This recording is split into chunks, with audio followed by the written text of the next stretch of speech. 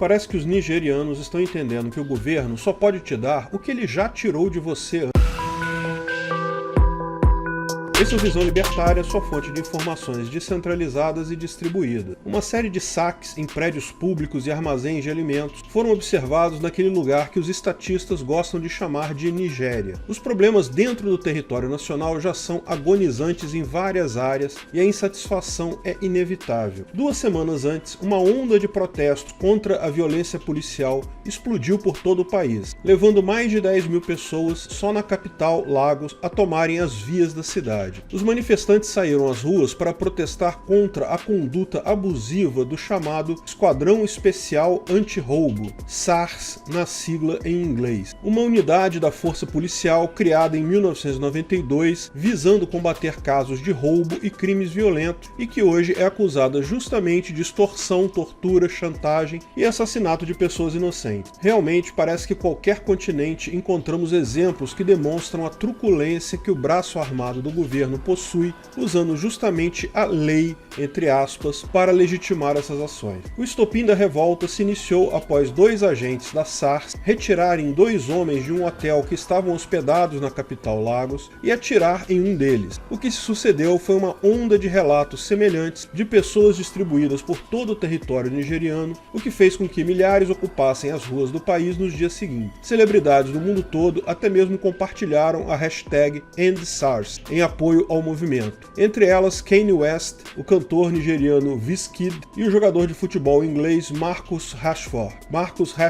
Após as primeiras manifestações, o governo anunciou em 11 de outubro que a unidade seria dissolvida. O presidente nigeriano prometeu logo no dia seguinte ao anúncio que os agentes acusados sofreriam investigações pelos atos que tenham cometido. Mesmo com este aceno, a população geral não se acalmou, já que a corrupção policial vai muito além das unidades espalhadas pelo país, começando do oficial que aborda as pessoas na rua até o alto comando das forças de defesa locais, podendo chegar até autoridades de nível nacional. Basicamente a mesma coisa que vemos aqui em Brasil, particularmente aqui no Rio de Janeiro. Além disso, a situação de fome e desamparo ainda é alimentada pelo calamitoso status econômico vivido pelos nigerianos. Sendo o país mais populoso da África, a Nigéria passa por uma crise econômica e social, chegando a níveis muito preocupantes. Segundo os últimos dados do Escritório Nacional de Estatísticas, o desemprego geral atingiu o maior número na última década, chegando a 27% da população ativa, dentre os quais 34% são de jovens, uma população que mais da metade é composta por pessoas de menos de 30 anos. Nesse último sábado, saques massivos em edifícios do governo, bem como em armazéns, ocorreram nas cidades como Jos, na parte central do país, e Ede, no sudoeste. Milhares de pessoas saquearam alimentos que deveriam ter sido distribuídos pelo governo nos meses de março e abril, logo que a quarentena foi imposta pelo governo local, mas não foram distribuídos. Durante o confinamento nós passamos fome e eles esconderam a comida, disse um morador de Jos indignado. Que tipo de governo nós temos? Somos fracos, muita gente está passando fome. Um outro morador carregando sacos de alimento, nos quais havia o aviso "Não venda, governo da Nigéria", caminhava pela estrada que levava a um dos armazéns dizendo: "Esconderam toda a nossa comida desde o início do confinamento, que ocorreu no final de março. Todos os preços aumentaram. Como vamos sobreviver?" Um saque do mesmo tipo parou a cidade de Ede na sexta-feira e em Calabar. Residências de políticos também foram atacadas por manifestantes, enquanto que, na mesma noite, na capital econômica do país, Lagos, a tranquilidade permaneceu intacta até o governo decretar toque de recolher para conter os protestos das últimas semanas. A Força Policial da Nigéria informou nesse sábado que o inspetor-geral Mohamed Adamu ordenou a mobilização imediata de todos os recursos para conter a violência, a destruição e saques realizados pelos que eles chamam de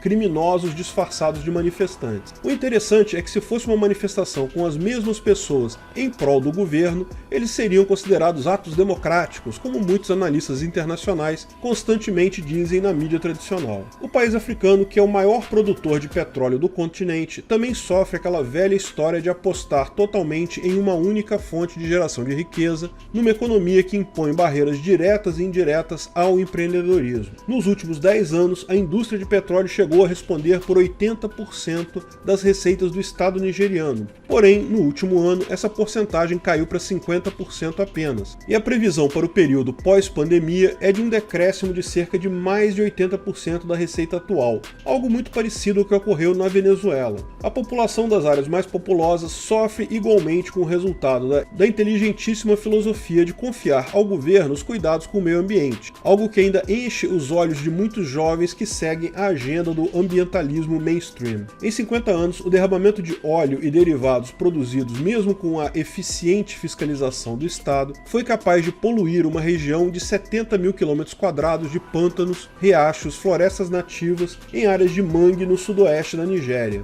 Tornaram a mesma um dos lugares mais poluídos do mundo. O ar de muitos lugares próximos é repleto de fuligem escura, provinda dos campos de exploração, que deixariam os críticos do tão odiado fracking boquiaberto em choque por semanas a frio. A indústria petrolífera nigeriana é composta de um conjunto de empresas multinacionais, como a Shell, ExxonMobil, Chevron, Total, Eni, em aliança com a estatal Nigerian National Petroleum. Como todo bom governo forte e intervencionista que se preze no continente, e por que não dizer no resto do planeta, a corrupção sistêmica é galopante, e apesar das inúmeras tentativas populares de tentar levar as pessoas e o governo à justiça, pedindo reparação pelos danos causados à saúde pública, nada parece acontecer. Processos são iniciados, demoram anos, mas a mesma desculpa que nós temos aqui do outro lado do Atlântico, conhecemos muito bem, é enfiada goela abaixo da população. Estamos averiguando as denúncias e prometemos resolver esses problemas com o máximo rigor da lei. Seria cômico se não fosse igualmente trágico. Para acalmar um pouco as massas, órgãos do governo sempre criam programas de revitalização e despoluição das áreas mais afetadas, muitas vezes com auxílio até das mesmas empresas amiguinhas do governo. Porém, assim como aqui, o caso lá permanece sempre a mesmo há décadas, assim como verificamos aqui no Rio Tietê, Pinheiros de São Paulo, Baía de Guanabara e Lagoa Rodrigo de Freitas no Rio. O posto de supremo líder do Estado nigeriano é ocupado por um presidente de centro-esquerda do partido que carrega um nome muito interessante de All Progressive Congress, que em tradução para o português significa Congresso de Todos os Progressistas. Quanto ao papel do Estado nas intervenções do dia a dia na sociedade, o partido do presidente Muhammadu Buhari, ex-militar, que inclusive atuou como líder da coalizão que governou o país após o golpe militar de 1983, é uma espécie de filho de um casamento entre o MDB e o Prona, tendo bandeiras bem diversas que, por um lado, são idênticas ao centrão daqui, por outro lado, incluem patriotismo, nacionalismo econômico, intervenção estratégica do governo do mercado, protecionismo e outras mazelas que qualquer austríaco consegue rebater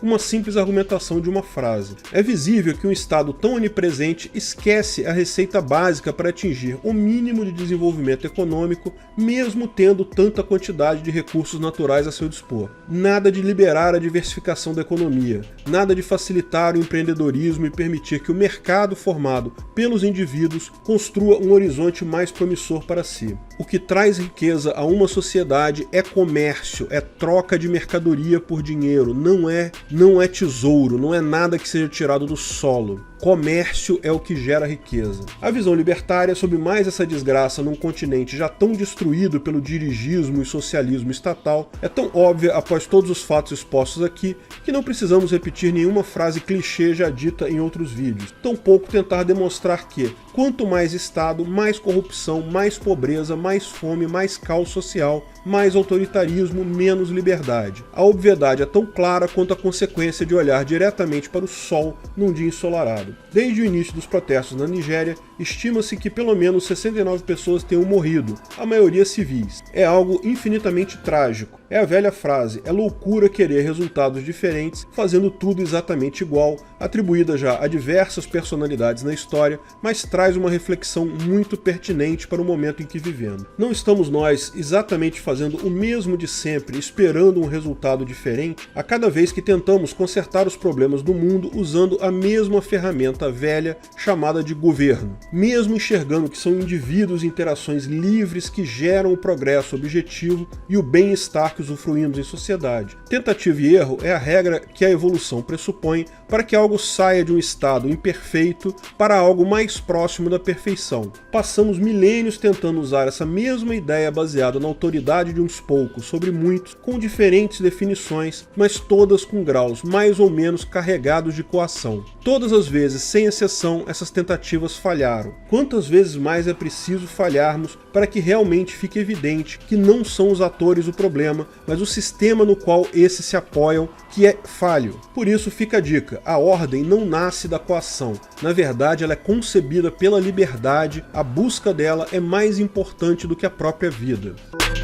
Obrigado por sua audiência. Esse artigo foi sugerido por Éder Sena, escrito por J. Fernandes e revisado por JJ Liber, narrado e produzido por Peter Turguniev. Esse vídeo foi um oferecimento de armataweb.com, cloud e serviços de data center. 100% de compromisso com a satisfação e privacidade dos clientes. Aceitamos Bitcoin. Veja o link na descrição do vídeo. Se você gostou desse vídeo, clique no like e compartilhe ele em suas redes sociais. Se inscreva no canal para nos ajudar, clicando no botão vermelho abaixo. Se quiser ser avisado de novos vídeos, clique no sininho ao lado. Saiba mais sobre o nosso projeto no site visãolibertaria.com. Lá você pode sugerir novos artigos, escrever artigos, patrocinar e muito mais. Confira visãolibertaria.com. Até a próxima!